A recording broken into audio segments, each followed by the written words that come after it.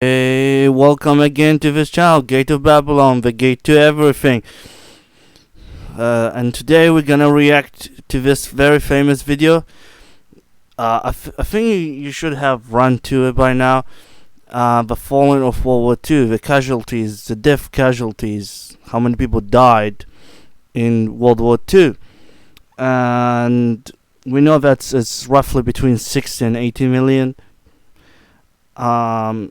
Counting the Holocaust, which just to say that not just Jews, it wasn't just Jews, but that's like Jews were more than 90% of the total casualties, or like 85%.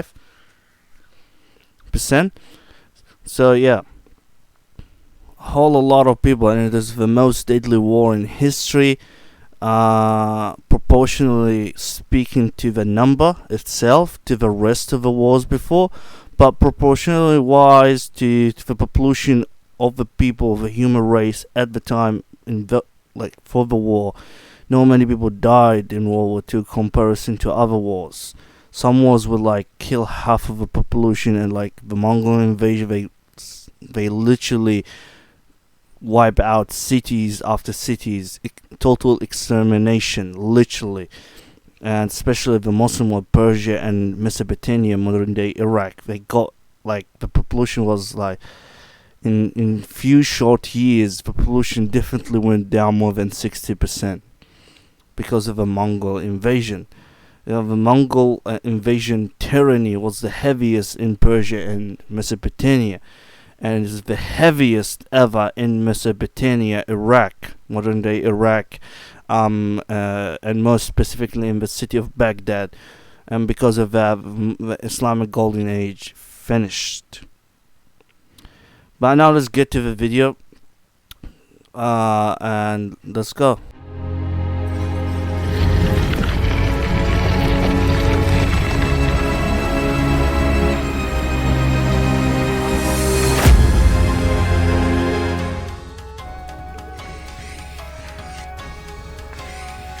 The average lifespan of an American is 80 years, and an 80-year-old today was 10 when World War II ended, 4 when it began.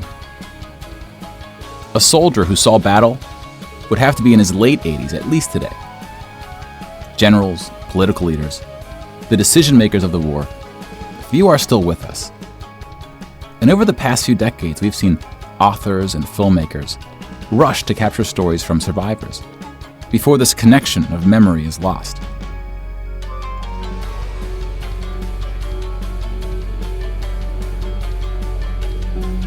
This project is not about individual war stories, and it's not about survivors. We're going to tally up the tens of millions of people whose lives were cut short by the war, and see how these numbers stack up to other wars in history, including trends in recent conflicts. You'll be surprised. There's wars back in the days in history, even though it's done with fists and swords. It's sorry. Even though it's done with fists and swords, and it wasn't done with technology, weapons, explosives that are far more destructive to the area and to the total human population of its time. But let's continue.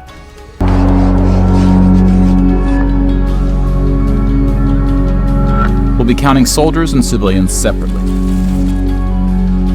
Each of these figures represents 1,000 people who died. Yeah, Civilians were of all walks of life,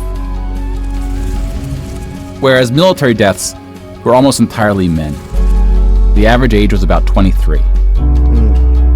In most battles, for every 1,000 soldiers killed, there are more than 1,000 who are injured. The word casualty can be confusing because in military speak, it often includes both deaths and injuries. Yes, both death and injury, anything that puts the soldier out of service. Because if the soldier cannot fight for the rest of the war, paralyzed or whatever, or can't fight for 1 year or 6 months, it's very much the same as someone who's dead. Especially if you can't fight anymore. You basically, if you're dead, you're not in the front line, you're basically useless. Yeah, that's what casualties are for. Because there's battles that has huge casualties, and very little death in comparison to the number of casualties percentage-ly and number-wise. But still, like, that army, even though it has numeric superiority, because it has a lot of casualties because of wrong doing of the general's side, or the other general's just too smart for their general, whatever the case was. An ambush, they lose a lot of man, and they lose control and cohesions. And even though they were bigger, something like that, they will lose. It's because this casualty is very important, because if you're out of service, you basically, like if you're dead. And in the ancient warfare, a casualty is very, very, very dangerous. Sometimes it's more dangerous than a dead person. Because the thing is, most of the people who become a casualty, becomes injured, most likely they would die not much longer after, not because of bad medicine or something like that. That's even cannot protect it when cannot protect you or something. But if you're left behind, the enemy will just kill you. That's for the most part. But let's continue. And anything else that takes a soldier out of service. Here, we're just counting the deaths. And we'll begin with American soldiers.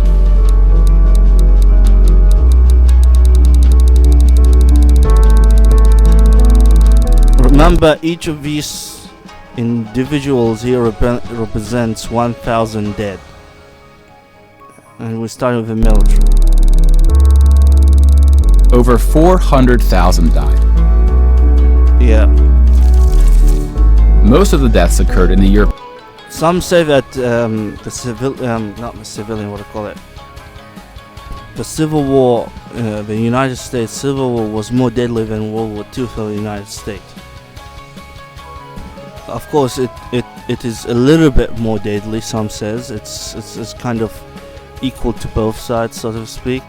But World War II could have been much more deadly for the United States in terms of numbers if they had to invade Japan. It would be a whole different story, like mainland Japan and Caesar by force. European theater, fighting the Nazis. And about a quarter were in the Pacific, fighting the Japanese. Most in Europe, man. When you put them on the timeline, you see that casualties were the heaviest at the end of the war. The war began on September 1st, 1939. But the U.S. wasn't willing to join the fight until Pearl Harbor, 2,000 2 years Pearl Harbor, roughly. The deaths increased drastically on D-Day, when the So each of these 1,000 roughly. So 1, 2, 3, 4, 5, 6, 7, 8. D-Day roughly 8,000. 1, 2, 3, 4, 5, 6, 7, 8. Yeah. But isn't it more than 8,000? Yeah, it was like 9, 10. Allies invaded Normandy. One of the most tragic moments of the war was on D-Day at Omaha Beach, where 2,500 Americans fell. It's actually I'm surprised with these numbers, because if you know the conditions of the landing, of how easy to kill you with machine guns as soldiers while they're landing, there's some stuff in World War II technology like what they doing. If I was there, I wouldn't. Like, it's really easy to kill you. Like these boats, for example, landing, if you just mark a machine gun or 2 machine guns for every single boat when it is open at its door, and just keep shooting, and when it is reloading, keep shooting 1 machine gun, and when this machine gun needs to reload, just shoot the other machine gun into the thing. If it's need to reload, but only 1 machine gun fire at this tiny gate here, it can kill every single person inside the boat. I'm really surprised with these numbers. They should be much, much, much higher. The conditions of the war much worse. I'm really surprised when I first saw this video. Of course, I saw it before. I'm really surprised. Anyway, let's continue. The numbers should be much higher. I don't want to look evil, but according to the conditions the weaponry that's used and the equipment. Sometimes there's some stuff like this. It's really dangerous. So anyway, U.S. soldiers died on this single beach landing as the entire 13 years of the recent war in Afghanistan. the thing is with that, the recent war in Afghanistan, the Soviet lost a lot of soldiers fighting in Afghanistan. But the thing is, in fighting in Afghanistan, like if you ask any real soldier, like the real kills and the real damage is not done by soldiers. Well, it's still done by soldiers, but I mean it's done by machines. You know, air superiority, bombers, aircrafts, rockets, artillery, other form of artillery. Jets firing rockets, heavy machine gun fire from a bomber or whatnot. That's what's doing the job. So yeah, of course, it's not gonna be that much death. And I'm really surprised in Omaha Beach that it's just 2,500. Even though I know like there wasn't a much German soldiers there for a whole like different reasons that requires a whole video by itself. But still, like recording the yeah, as I explained it before. But let's continue. The bloodiest battle in the Pacific was Okinawa, which lasted 82 days, during which 12,500 Americans died. About 5,000 of these deaths were at sea from kamikaze attacks. Interesting. But now let's look at some other countries, starting with Europe.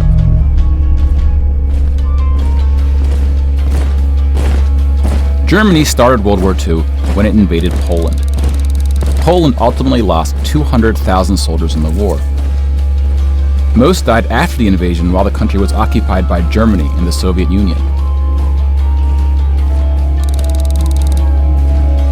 Germany, meanwhile, lost just 16,000 in the invasion of Poland. The Nazis went on to invade and conquer other countries, including Denmark, Belgium, the Netherlands, France, Greece, and Yugoslavia. France surrendered, but after losing 92,000 soldiers in the Battle of France. Over 200,000 ultimately fell, which includes deaths in POW camps, French colonies, and other fighting. Yugoslavia suffered almost 500,000 military deaths. The initial invasion brought relatively few casualties on both sides, but the deaths mounted under Nazi occupation due to guerrilla fighting, civil conflict, and mass executions.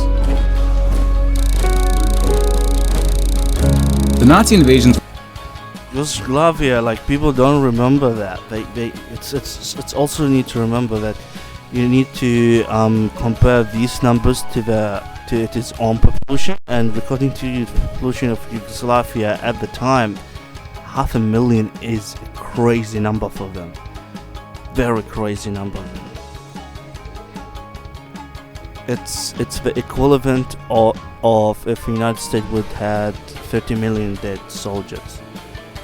It's literally the same. And Yugoslavia was the same area where we have, like, it's in the north of Greece and towards Italy.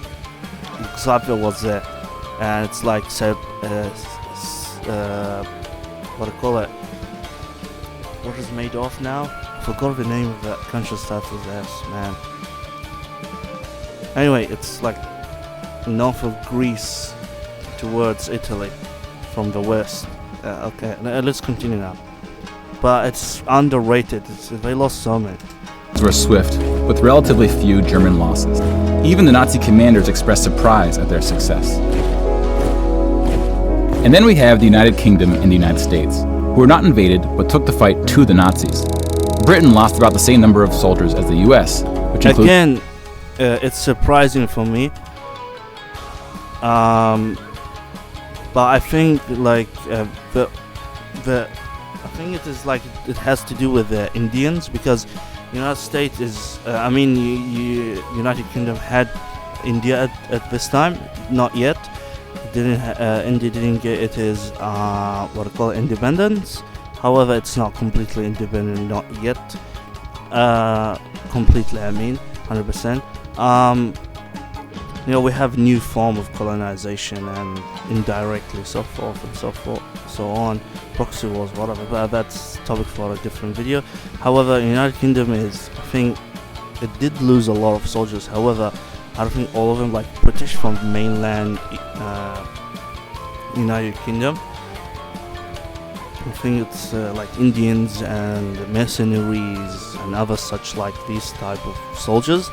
Like it used 7 million Indian soldiers in World War One, so it has multiple million Indian soldiers as well in World War Two. So I think most of the soldiers died are mostly Indians. However, British-wise, 500,000. I'm a little bit surprised. Should be a little bit more because they fought more than the United States, and they are very close to Germany. So that's why it's high. But they like relatively the same as the United States in terms of casualties. We say 400,000, and comparing that to the population of the United Kingdom, is much worse for them than it is for in the case of the United States because it had bigger population. With the British colonies. Horrible, man. Germany lost about 500,000 soldiers fighting the US and Britain in what is known as the Western Front, which took place in France and Belgium. 500,000. The Western Front, Germany had like about 2 million soldiers, but most of them had to, because they got tricked or whatnot, most of them in Finland, in Sweden and northern France, and a lot of them switched fighting in the Soviet because the Soviets like moving in very quickly. So yeah. However, 500,000, the Western Front, I'm really a little bit surprised, because I was thinking at least 700,000 when I first saw this. But anyway, let's continue.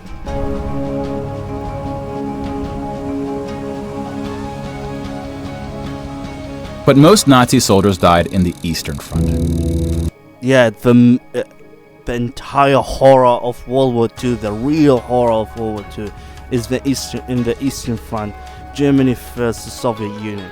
It's the real battle. Without Hitler fighting the Soviet Union, in my opinion, even if the United States came, and let's assume that Stalin will fight Germany, Germany versus UK and USA, because of the distance between UK and USA, and because Germany will have its full power, manpower, whatnot there, D-Day will be impossible. And in the same time, I think helping UK would be far more costly for United States, and it would be a stalemate, and generally Germany will have the upper hand and they will win, man. However, Hitler is stupid, but at the same time it's good for us he was stupid, so they don't win. Well, that requires a whole video. It's not right. Let's continue. Germany's unsuccessful invasion of the Soviet Union. So bloody. Numbers are staggering. Staggering is not the most famous battle staggering of the is not even enough to explain this, man. Front, and perhaps the. If someone has a really good word to explain this, some fancy word that can actually make us feel what this feels like, more than just staggering, just like some of you like English teachers or whatnot, but in the comments below, tell me what's the best word like in English or in your language that will explain this, some fancy word that has multiple complex meanings that express this perfectly, or perhaps a line or a poet line. Man, this is more than just staggering, crazy, super crazy. Like, I don't know what to say about it right. The turning point of the European war was Stalingrad. The German 6th Army successfully took Stalingrad, but then got surrounded by the Soviets. The thing is, because Stalingrad was close to the Caucasus, so where most of the Russian oil and gas, so that it was the doorstep of that, so that's why it was really deadly and important. Plus, in the same time, it was Stalingrad, the grad of Stalin. It's Stalin. You see where there I'm coming? So yeah, it was symbolic as well. At the same time, yeah, it has a lot of strategy in it, in the way how things were working back then. So that's why it was so deadly, man. Soviets and cut off from food and ammunition. 500,000 Nazis would ultimately die in Stalingrad. Just Stalingrad alone, man. Just Stalingrad. Just Stalingrad alone.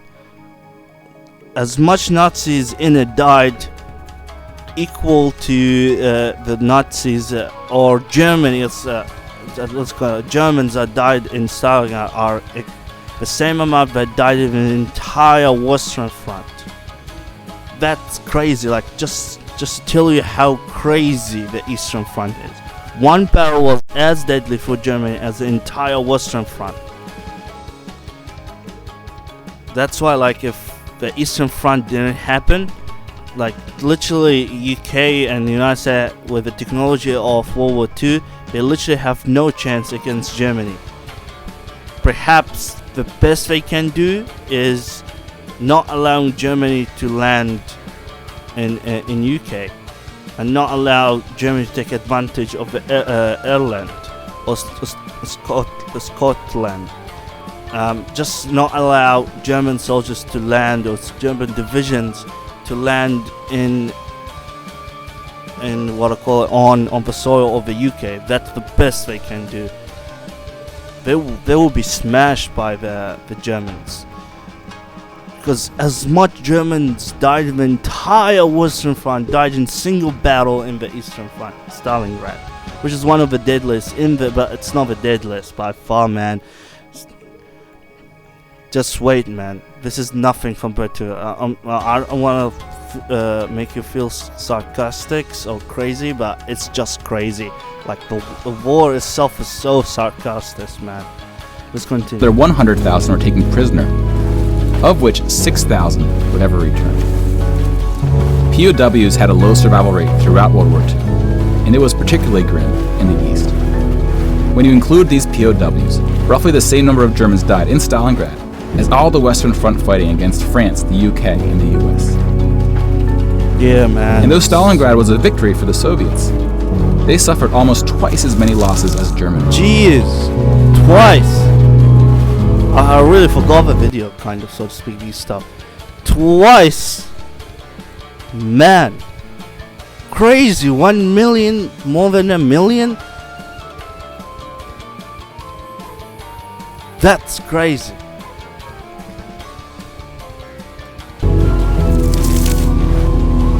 The Soviet Union would eventually defeat the once unstoppable German army, killing 2.3 million Nazi soldiers. 2.3. But winning the war came at a cost. Crazy, man. This feels like Burj Khalifa, man. When this gonna end? Like saying even Jesus Christ wouldn't be enough to explain this. Jeez, man. Stop. Enough. Don't forget, each one of these are 1,000.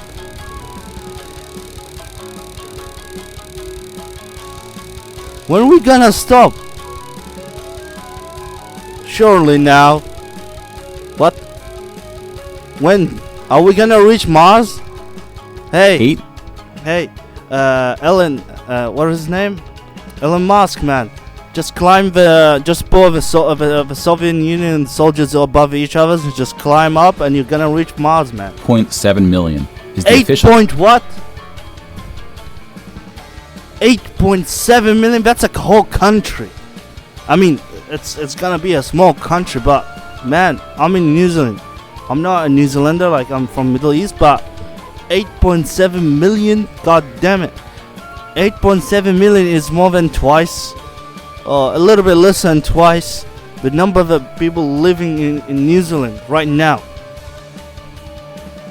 in 2021. Jesus Christ. And remember, this war is just 6 years. Just 6 years. 8.7 million. Crazy. This is more than crazy, man.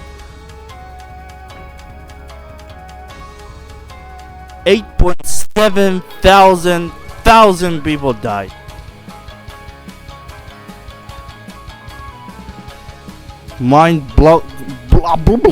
What happened to my tongue, man? Mind-boggling. I can't even use my tongue now properly. Let's continue this Tally by the Russian abomination. military, a hotly disputed number. Some studies have calculated as many as 14 million dead. Jesus.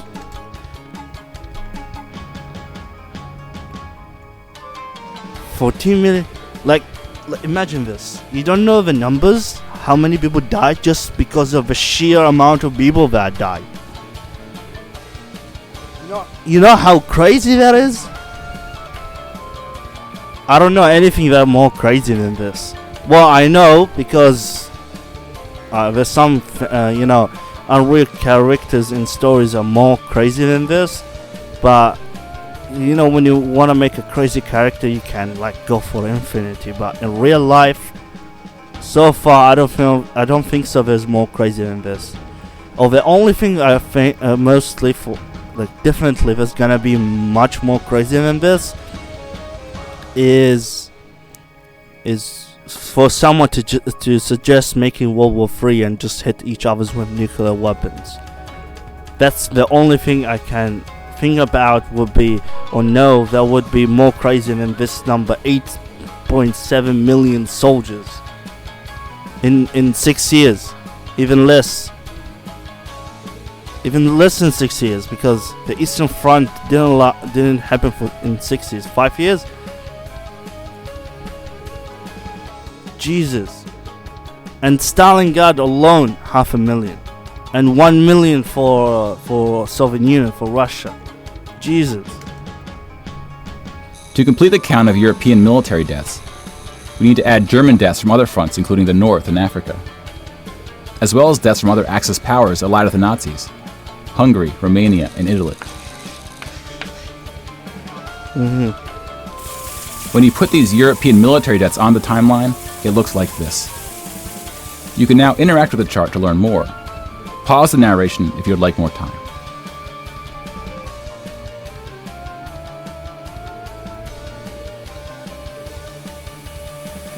And now we switch to civilian deaths in Europe.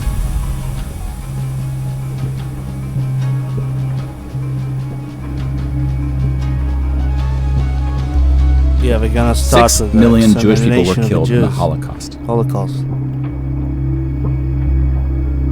If you separate this by country, you see that about half, 2.7 million, were Polish. 700,000 were Soviets, followed by Hungary and 17 other countries. I just want to explain something to tell you how stupid is Hitler. But before that, look over here, Norway and Denmark. Do you realize there's something funny here? They both look the same. Flag was. You see the flag, man? It's exactly the same flag. It's just Norway added some blue shit on top of the cross for some reason. If anybody knows why, comment down below. If you're Norwegian, tell me why it's added blue here. It's not even transforming the entire white into blue. It still has some white. White looks the same with Denmark. Did the Denmark change their flag? I can't remember really. Did they? Anyway, comment below. What's the story here? I know there's a lot of countries where flag pretty damn similar, but what's the story here? Anyway, now let's return to the thing. Just to explain how stupid Hitler is. According to Hitler, he's not just against Jews, he's more against, the rich Jews, especially those goddamn rich ones. I mean, very rich, that can affect economies and stuff of nations. Those are the ones, according to Hitler, I'm talking like from his perspective. According to him, those ones that needs to be exterminated, genocide. But those literally gapped before he can do anything. Or he could have not allowed them to gap, but they just gapped. So basically he killed the least responsible from his opinion. It's kind of stupid. entire thing is stupid, but Broken down another way, about half of the 6 million were killed in the concentration camps. Over 1 million died in Auschwitz. Most yeah, were killed in the Auschwitz gas is chambers. the Others died from craziest. starvation, exhaustion, disease, and other forms of execution. The second most deadly camp was Treblinka, which was exclusively an extermination camp, set up to look like a train station. Yeah, as usual. Mobile killing groups killed 1.4 million Jews.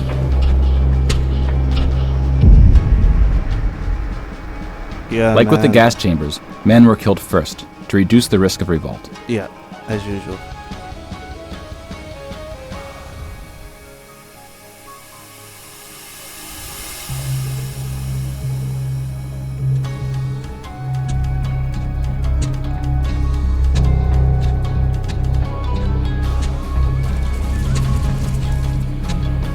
The Holocaust also includes non-Jewish deaths.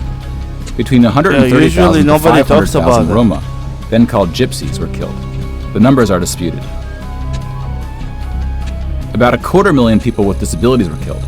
Homosexuals, Catholics, Disability. Why disabilities are killed? and other groups were also exterminated, but their numbers were relatively small. Some historians say that other civilian deaths should go under the label of Holocaust. About 2 million non-Jewish Poles were killed under German occupation, some of which were sent to the gas chambers at Auschwitz. When you combine civilian and military deaths, over 16% of the total Polish population died in World War II. Jesus, 16%. Well, I will say that, again, it's not as horrible as other wars in history. But still, 16% is crazy. Which is the highest percentage of any country. But not the highest in total death count. The Soviet Union again tops that list, losing at least as many civilians as it did soldiers. Great. Somewhere What? between 10 and 20 million. Jesus, partic- look. World War One was 20 million, and the Soviets are literally lost. Jesus, civilians as of all World War II, civilians and military deaths. Okay. This is hell, man. Particularly dark moment for the Soviet Union. Imagine World War II, how World War III will look like. Please, nobody comes with ideas, okay? Okay, don't, please, because why I'm saying this is because people in World War I thought that World War II would not happen. So if people nowadays will keep thinking that, oh no, World War III will not happen because nuclear weapons, if you keep saying that and stay silent, we could meet the same fate as World War II. Like, we need to put that in our mind and remember, just don't become stupid, man. And still countries like Russia/China and USA, man, they still fighting each other. Yes, it's indirectly whatnot, so forth, but can you stop this dick shit? Can you stop this stupidity, this childish stuff? Like, this dick context is like getting too far. Was the siege of Leningrad, now St. Petersburg. Yeah, German because forces surrounded no food, no Leningrad water, before man. civilians could be evacuated. Supplies, including food, were cut off for 2.5 years. 1.5 million people died as a result, mostly from starvation, mostly civilians. Yeah. Stalin's cruelty towards his own people is partly responsible for these numbers. He often didn't allow civilians to evacuate from cities, thinking it would cause the soldiers protecting them to fight harder. Of course that will happen. But it's actually not thinking, it's actually work. It depends on your society or whatnot. But mostly will work. However, how much people are you gonna lose, man? However, I would say that Germany is just I think this is with the technology back then and the situation of Russia. This is literally the only way that this could have like, it's the only way. Otherwise, literally, Russia stands no chance against Germany. Because Germany doesn't have to fight in Siberia. All Germany needs to do is just take a little bit more deeper than Moscow. Not totally unnecessary to go deeper than that. And they could have done it. That requires a whole video in its own right. About 1 million Soviets died in Stalin's own labor camps, called the Gulag. Just about every country suffered civilian losses, especially countries who were invaded. While many died as a result of so-called collateral damage, the biggest numbers occurred when it was no accident. Civilians were exterminated, purposely fired upon or bombed, used as human shields, or intentionally deprived of food. The intentional killing of civilians was done by most warring parties, including the United Kingdom and the United States. The United Kingdom was spared of a land invasion, but still lost 60,000 civilians, largely from German air raids or blitzes, often directed at civilian population centers. The UK did the same to German cities at a much greater magnitude, causing about 10 times the number of deaths. Jesus. But most German civilian deaths came from the ground at the late stage. But I want to say that the firebombing of Japan and the bombing of Berlin, seriously, it's unnecessary. And the use of nuclear weapons on top of civilians is also unnecessary. You could have done it close to cities to make them see the power of this weapon. You could have done it onto the remaining tiny parts of the navy. You could have done it to a port. You could have done it to an island. You could have done it to small cities or very tiny areas. You could have done it to a farming area. You could have done it. It could cause as well starvation. So that additional actual pressure from not giving the fight, as in addition to the nuclear weapon, you could have done it to a mountain and see that you literally fucked up the mountain with a bomb. You could have done it on Mountain Fuji, for example. You could have done it in the sea and cause it to tsunami and tell the people how powerful you are. So that requires a whole video on right to too. The war. When the Nazi regime collapsed, civilians living in occupied regions had to desperately flee from the advancing Soviet army. Yeah, the Soviet war was crazy about the Germans. And death estimates ranged from 600,000 to 3 million. Jesus. But, man. Let's step back and see where we are with the totals. 22 million. We just counted about 20 million. Most of them are Soviets. Man, that's just the Western Front. I mean European side. Million civilian deaths in Europe. If you add this to the European military deaths we already covered, it brings us to over 40 million.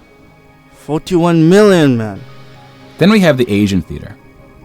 Here we see the vast majority of military deaths in Asia came from China and Japan. Of course. On the civilian side, about 6 million deaths from China, Indonesia, Korea, Indochina, and the Philippines can be attributed to Japanese war crimes, which are sometimes compared to the Nazi atrocities due to the sheer scale of the cruelty. A lot of people forget that Japan was acting like this because it is a military state. The emperor, even though was marketed to be important or whatnot, it's just symbolic. The generals are really have the power, and it is like three kingdoms. However, instead of the generals fighting each other for the power of Japan, they allied together, they both hand together. So the emperor was only symbolic. It was a military state, a military dictator console state. China had the second highest death count after the Soviet Union. Yes, and like the Soviets, the Chinese government demonstrated a stunning willingness to sacrifice its own people. Chinese nationalists opened the dike at the Yellow River, hoping the flood would halt the Japanese advance. It actually worked. 500,000 Chinese civilians or more were killed. 500,000 civilians. Which is 2 or 3 times the number who died in all countries in the 2004 Asian tsunamis. Jesus. But the invasion of China only cost Japan 200,000 soldiers. Most were killed fighting the US and allies in the Pacific War. A significant portion of Japanese civilian deaths were caused by American firebombing and the 2 nuclear attacks. contrary to official U.S. Two nuclear attacks and the firebombing combined is literally very close to 10% of the Japanese total population at the time in mainland Japan. The firebombing is literally unnecessary, and the way how the two nuclear weapons were used, especially that the United States had only two nuclear weapons. Imagine if the Japanese know that those were only two nuclear weapons they had, and they need 4 years to get new ones, in the sense, or just went on them on berserk mode, or blood angels mode. For the 40k fans, Warhammer 40k fans, it will cause a whole video. Anyway, let's continue. Statements, these airstrikes were directed at civilian populations, not military targets. When you add all the deaths outside of Europe, it brings us to a grand total of 70 million for the war. 70 million, give or take, depending on who's counting, and what civilian deaths get included. More people died in World War II than in any other war in history. Yeah, that's correct. For comparison, in terms of here are 20 or numbers, so of the very worst wars and atrocities we have on record. Some of these are more. Fall of the Ming dynasty in China, when the king, Qing, the king took over, was damn big war across China and Manchuria. The king is actually not pure Chinese. They came from Manchuria. They're not Han Chinese, and they took over the Ming dynasty. Ming dynasty was doing crazy. They're far better than the king, but the king succeeded because of the timing, and they were tricky and they know how to take power inside of China. But the Ming dynasty, if the Ming didn't fall, it could have become a super mighty colonial power that the rest of the entire world fears.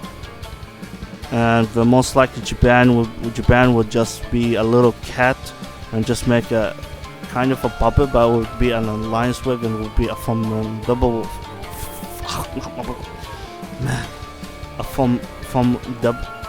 anyway, unstoppable man. What's going on? Unstoppable force of nature. But anyway, but number wise, World War II is the highest. But proportionally wise, it's almost nothing. More of atrocities than wars, but we've seen how that distinction can get blurry. Some of these spanned across centuries. World War II had the highest body count, and it all happened in just 6 years. Yeah. The world's population has grown significantly since the earliest atrocities on this list. If you want to compare them in terms of what percentage of the world died, we can adjust the chart to look like this. This rough approximation tells us there may have been more devastating wars before World War II, true, proportionally speaking.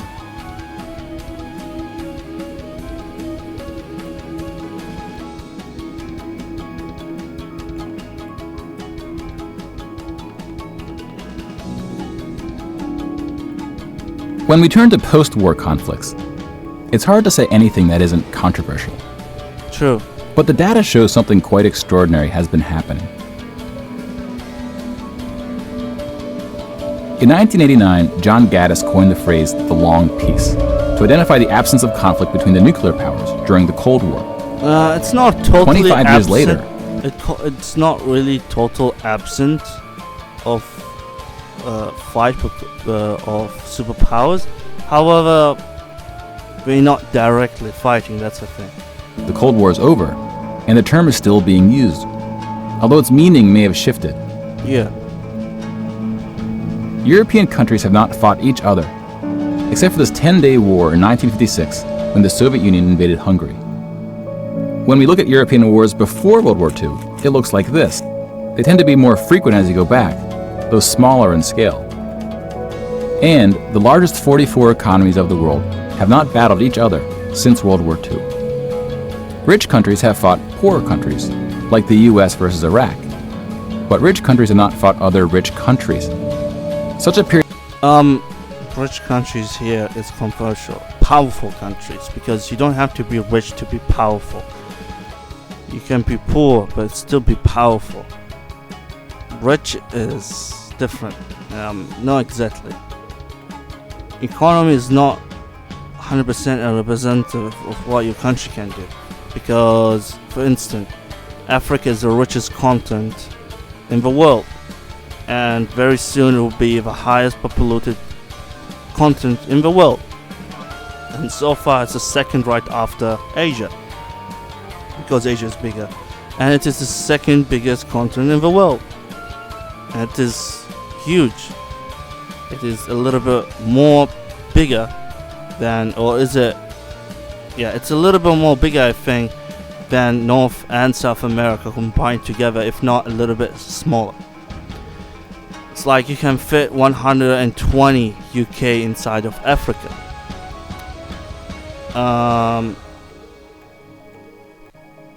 You'll be surprised, like Africa is so rich in raw materials and stuff.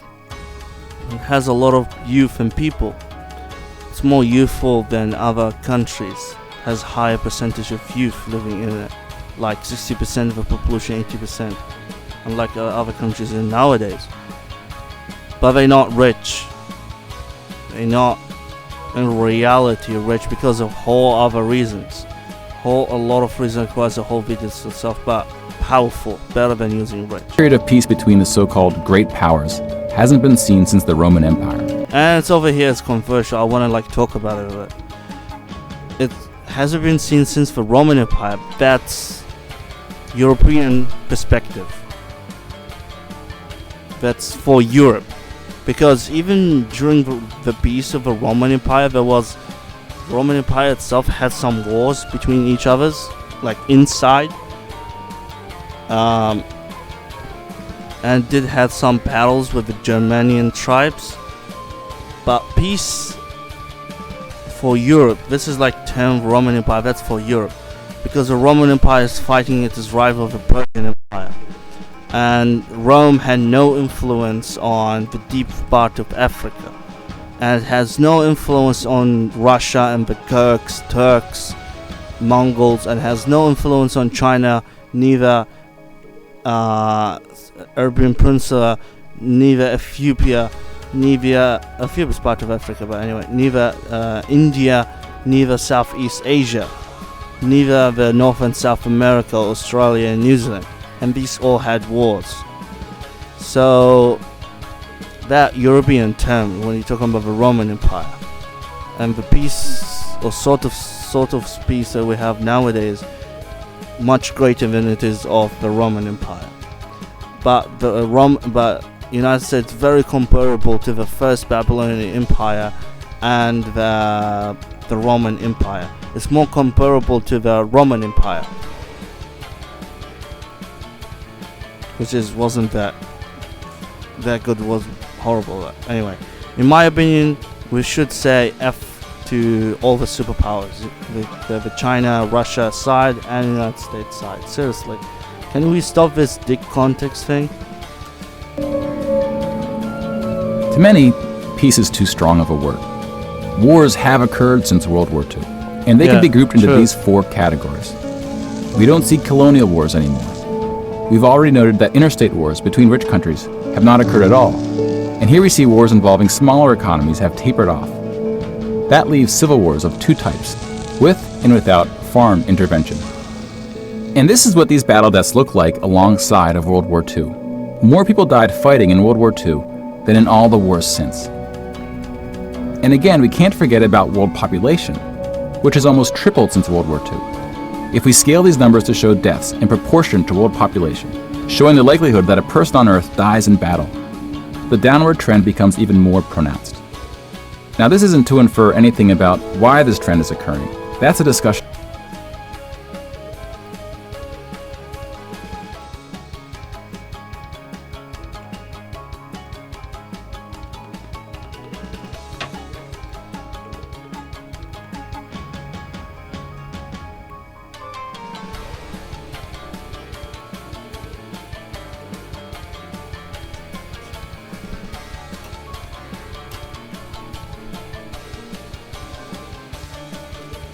One, two, three. I just want to say that the numbers are misleading here a little bit.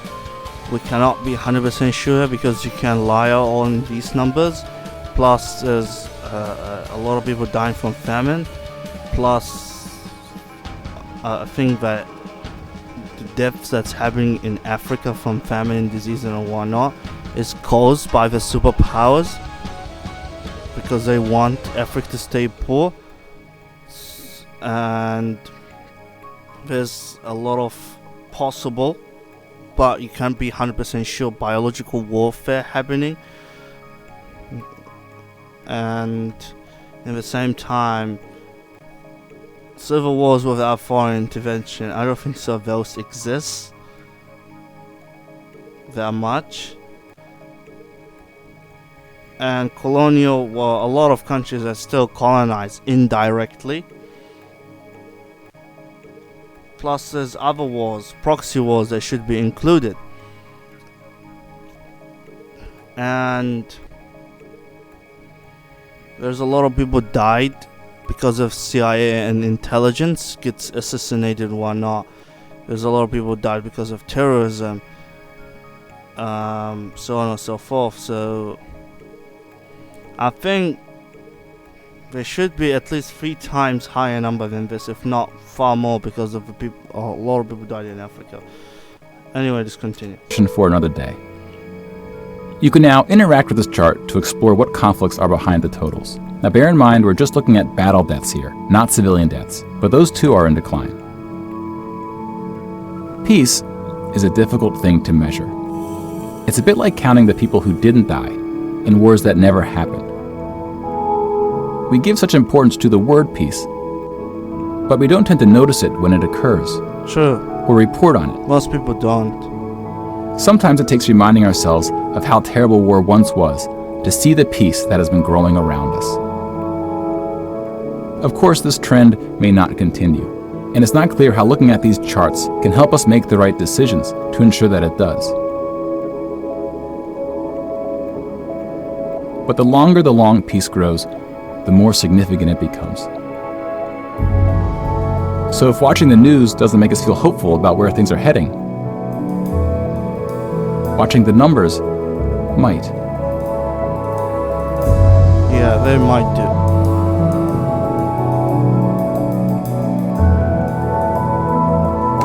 Anyway, let's call it the end of this video. And of course, comment down below what you think and answer the questions. Comment whatever you want. Of course, that helps with the algorithm, you know, the YouTube stuff. And leave a like, subscribe, share this video, of course, all this YouTube stuff. And I'm really curious to read your comments and see what you think. And tell me what you want me to, what next video you want me to react to, and what topics you want to talk about. And subscribe to the channel. Gate to Babylon, the gate to everything. Peace out.